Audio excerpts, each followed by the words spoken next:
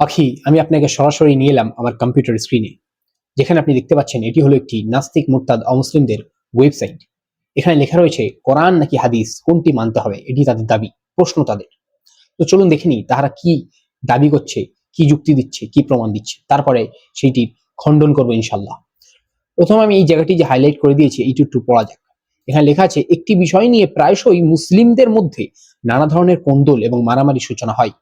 বিষয়টি হচ্ছে, কোরআনের কোন আয়াত এবং হাদিস বা সুন্নাহর মধ্যে দুই ধরনের বক্তব্য পাওয়া গেলে এদের মধ্যে কোনটি ইসলামের বিধান বলে গণ্য হবে?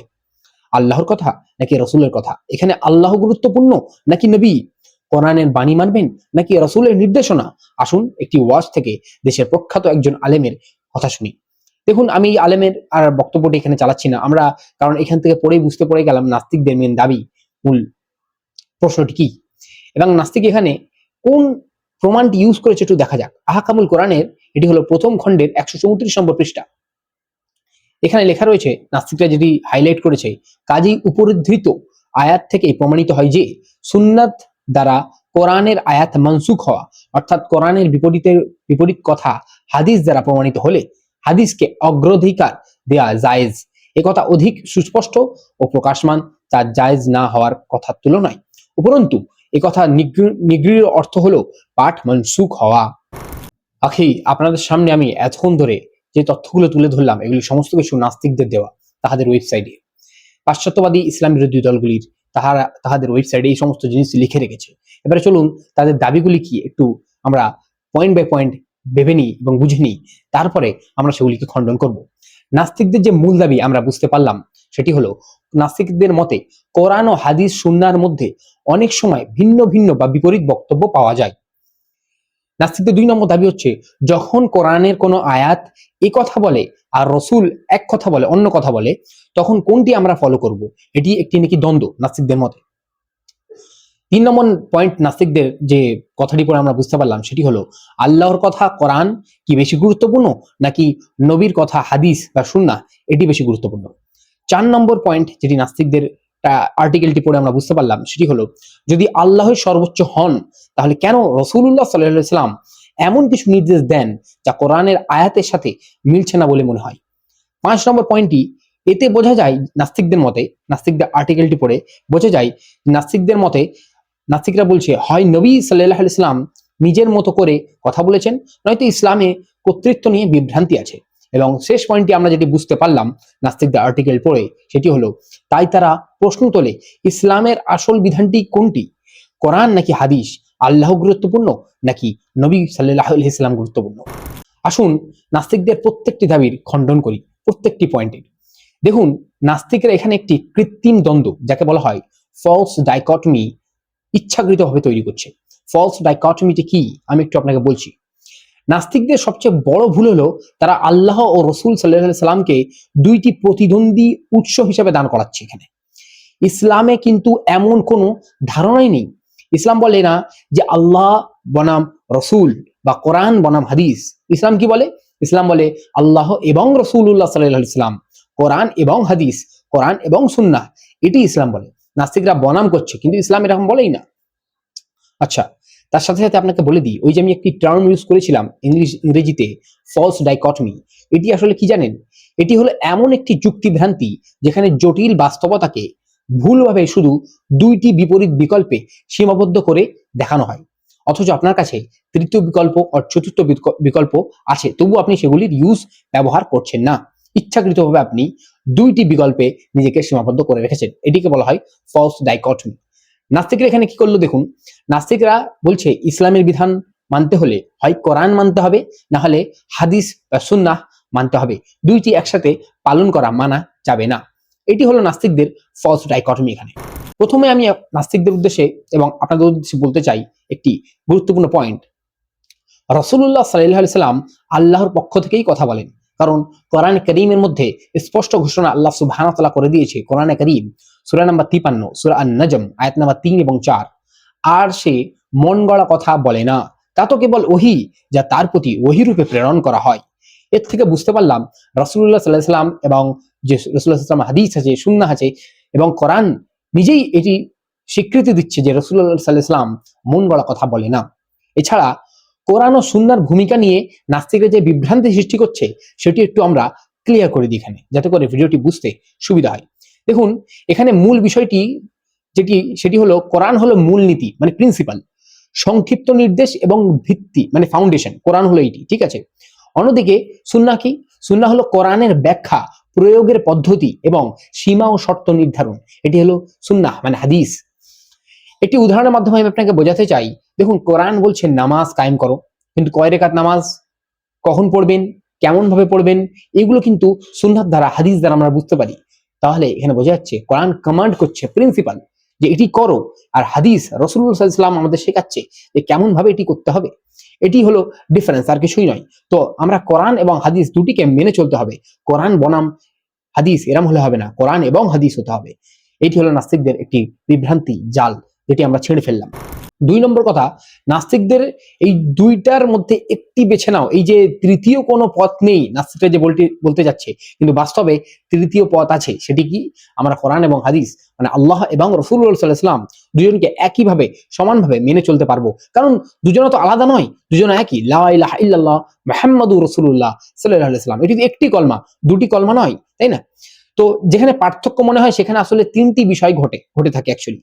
সেটি হলো নাস্তিকরা যেটাকে বিরোধ বলে উসুলুল ফিকাহ অনুযায়ী, তা হলো আসলে ৩টি বিষয়ের কোন একটি। মানে একটি হলো, যেটি প্রথমত সেটি হলো এটি হতে পারে তাকসিস বা বিষয়ন, দ্বিতীয় হলো তাবাইন বা ব্যাখ্যা, এবং তৃতীয় হলো এটি নাস্ক বা রহিতকরণ। আমি একটু এই ৩টি পয়েন্ট আপনাকে সংক্ষিপ্ততে ভালোভাবে বুঝিয়ে দিই, যাতে করে আপনারা বুঝতে পারেন ব্যাপারটি। প্রথমত, তাকসিস বা বিষয়ন এটি কি? এটি হলো একটি সাধারণ আয়াতকে হাদিসের মাধ্যমে নির্দিষ্ট ক্ষেত্রে সীমাবদ্ধতা করা। উদাহরণস্বরূপ, চুরির একটি আয়াত আছে হাদিসের মধ্যে, যে চুরি যদি কেউ করে তাহলে তার হাত কেটে নিতে হবে। কিন্তু হাদিসে এটির উল্লেখ আছে সবার হাত কাটলে হবে না, একটি নির্দিষ্ট পরিমাণের অ্যামাউন্ট বা নিসাব যদি চুরি করে সে, তবেই তার হাতটা কাটতে হবে। হাদিস এখানে এটিকে সীমাবদ্ধ করলো আয়াতটিকে, যে সব চোরের হাত কাটলে হবে না, কলা চোর, আলু চোর হাত কাটলে হবে না, যারা দেশের বড় বড় টাকা, কোটি কোটি টাকা চুরি করছে, কয়েক লাখ টাকা চুরি করছে, বা একটি নির্দিষ্ট পরিমাণের নিসাব যেটি রয়েছে সেটির ঊর্ধ্বে হলে তবেই তার হাত কাটতে হবে। এটি হাদিস থেকে আমরা বুঝতে পারলাম। দ্বিতীয়ত যে পয়েন্টটি আমরা বলেছিলাম সেটি হলো তাবেইন বা ব্যাখ্যা। এটি কি? যখন একটি সংক্ষিপ্ত আয়াতকে হাদিসের মাধ্যমে বিস্তারিত করা হয়, যেমনটি আমরা নামাজের ব্যাপারে আমি আগেও উদাহরণ দিয়েছি, এখনো দিচ্ছি। নামাজ, হজ, এগুলি কিন্তু কোরআন কমান্ড দিয়ে দিচ্ছে যে হজ করতে হবে, নামাজ পড়তে হবে, কিন্তু হজ কেমন করতে হবে এর বিস্তারিত আলোচনা কোথায় পাবেন? হাদিস এবং সুন্নাহর মধ্যে পাবেন। নামাজ কেমন পড়তে হবে, কয়বার পড়তে হবে, নামাজে কি পড়তে হবে, এটি কোথায় পাবেন? কোরআনের মধ্যে তো কমান্ড রয়েছে, হাদিসের মধ্যে পাবেন যে কেমন ভাবে নামাজ পড়তে হবে, সুন্নাহর মধ্যে পেয়ে যাবেন, তাই না? আসলে বোঝাতে পেরেছি আশা করি ব্যাপারটি। এবং তৃতীয় যেটি হলো সেটি হলো নাস্ক এবং রহিতকরণ। এটি খুবই গুরুত্বপূর্ণ বিষয়, যে এটি কোরআনের মধ্যে এই জিনিসটি রয়েছে।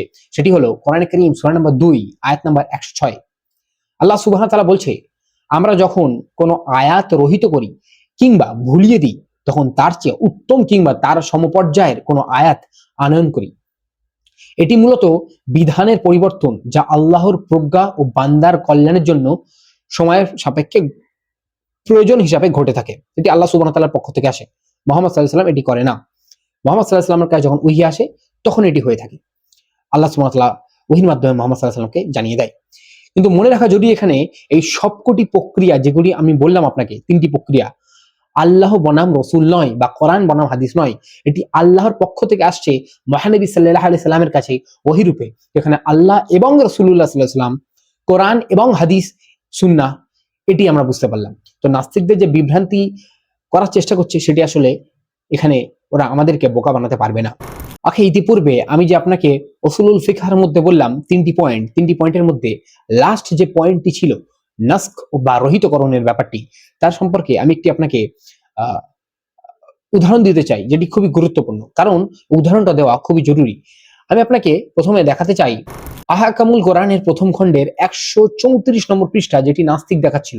নাস্তিক এখান থেকে জিনিসটি দেখাচ্ছিল, কাজেই উপরিধৃত আয়াত থেকে প্রমাণিত হয় যে সুন্নাত দ্বারা কোরআনের আয়াত মানসুখ হওয়া, অর্থাৎ কোরআনের বিপরীত কথা হাদিস দ্বারা প্রমাণিত হলে হাদিসকে অগ্রাধিকার দেওয়া জায়েজ, এই কথাটি। এবং এখানে এই 2টি আয়াত ছিল, এর মাঝখানে একটি কথা লেখা ছিল, সেটি নিয়ে নাস্তিক বলছিল অতএব তোমরা ক্ষমা করে দাও, এই কথাটির পরিবর্তে এই কথাটি, তাই না? যে আয়াতের তাফসিরে আয়াতটিকে মানসুখ করেছে আল্লাহর এই কথাটি। এখানে কি একটা জিনিস লক্ষ্য করুন, এইটিও কোরআনের আয়াত, এইটিও কোরআনের আয়াত। আমি আপনাকে এক্ষুনি বলে দেবো এইটি কোন আয়াত কোরআনের, কোন সূরার। তবে আমি আপনাকে একটি ছোট কথা বলতে চাই। নাস্তিক যে বলছিল না হাদিস দ্বারা কোরআনের আয়াতকে মানসুখ বা নাস্খ করা যায়, হাদিসকে অগ্রাধিকার দিতে হবে, এখানে লেখা আছে, সেটি আসলে নাস্তিক এই বাটপার কি করে সেখানে এর ব্যাকগ্রাউন্ডটি আপনাকে বলেনি, ব্যাকগ্রাউন্ড ছাড়া আপনাকে বুঝিয়ে দিয়েছে। সেই জন্য মানুষ বোকামি করে, মানে মানুষও বিভ্রান্তির মধ্যে পড়ে যাচ্ছে। আসলে ব্যাপারটি বলি, এখানে দেখুন এই উপরে আয়াতটি যেটি আছে, এই নিচে আয়াতটি সেটি আছে, এই আয়াতটি এই উপরে আয়াতটিকে রহিত করছে। তো আল্লাহর কথা মানে কোরআনের আয়াতই কোরআনের আয়াতকে রহিতকরণ করছে। এবারে ধরুন এই আয়াতটি হাদিসের মধ্যে রয়েছে এবং এই আয়াতের পরিপ্রেক্ষে হাদিস একটি আয়াত রয়েছে, ঠিক আছে, এই আয়াতের পরিপ্রেক্ষে হাদিস একটি রয়েছে। তো এই আয়াত যেটি এই আয়াতটিকে রহিতকরণ করেছে উপরের আয়াতটিকে, তো এই আয়াতের হাদিসটিও তো এই আয়াতকে রহিতকরণ করবে, তাই না? তো অনুরূপ ভাবে বোঝা গেল যে আপনি এখানে বলতে পারেন যে আল্লাহর এই কথাটিকে রহিতকরণ করেছে, অথবা আপনি এমনটিও বলতে পারেন যে এই আয়াতের পরিপ্রেক্ষিতে যে হাদিসটি রয়েছে সেই হাদিসটিও এই আয়াতটিকে রহিতকরণ করেছে। তো নাস্তিক যে বলছিল হাদিস দিয়ে কোরআনের আয়াতকে নাস্ক বা রহিত করা যায় বা হাদিসকে অগ্রাধিকার দিতে হয় কোরআনের আয়াতের থেকে, এটি সম্পূর্ণ ভুল কথা। এখানে আসলে ও নাস্তিকরা প্রেক্ষাপটটিকে এমন ভাবে আপনাদের সামনে উপস্থাপন করছে, ব্যাকগ্রাউন্ডকে লুকিয়ে, যাতে আপনারা এখানে মানে বা এই বাটপাতদের পাল্লাই পড়ে আপনারা এখানে বুঝতে পারছেন না, বিভ্রান্তির মধ্যে পড়ে যাচ্ছে। আশা করি আপনাদের ব্যাপারটি ভালোভাবে বোঝাতে পেরেছি। আখি আজকের জন্য এতটাই। যদি আপনার ভিডিওটি একটু ভালো লেগে থাকে, আমি যদি আপনাদের ভালোভাবে বুঝিয়ে থাকতে পারি, আল্লাহ সুবহানাহু ওয়া তাআলা যদি আপনাকে বোঝার তৌফিক দিয়ে থাকেন, তো অবশ্যই ভিডিওটি আপনাদের আশা করি ভালো লেগেছে এবং চ্যানেলটি সাবস্ক্রাইব করে বেল আইকন অবশ্যই প্রেস করবেন এবং মনে রাখবেন ভালো ভিডিও শেয়ার করা সাদকায়ে সারিয়া। দেখা হচ্ছে পরবর্তী ভিডিওতে। আসসালামু আলাইকুম ওয়া রাহমাতুল্লাহি ওয়া বারাকাতুহু।